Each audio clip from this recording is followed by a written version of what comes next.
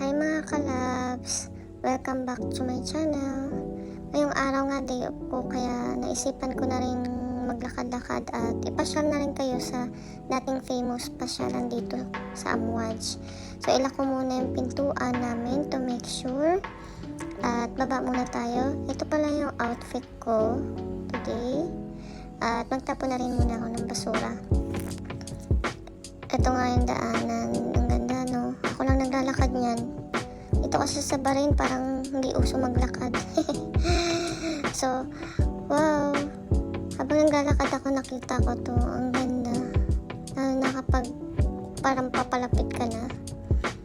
Ang ganda. Ito pala yung Dalagoon, Bahrain. Yan ko kayo ipapasyal. Ito yung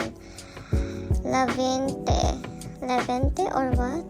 Pag pumunta ka dyan, yun yung una mo makikita. At the rest, medyo creepy na. Ito yung sinasabi ko sa inyo dati na medyo famous pasyalan before na ngayon parang abandoned place na siya. If you can see, grabe yung impact talaga ng gera dito sa Bahrain. Hindi ko alam kung nagsara na sila long time o kasasara lang. Hindi natin alam. Maraming nawalan ng trabaho dito sa Bahrain.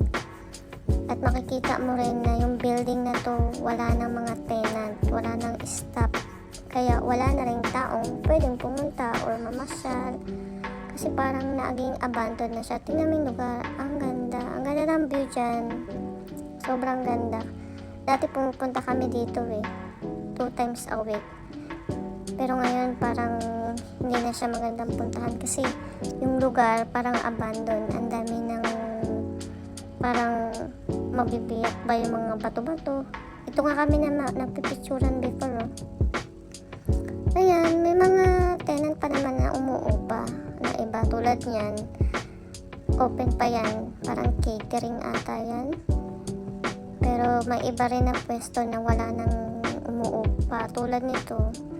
Itong lugar na to, yung vintage, nag-close na siya. Hindi natin alam yung istorya behind that, pero wala nang umuupa. Ito nga creepy nakakatakot. My God. Actually, sa gabi nakakatakot dito, kaya uuwi na ako.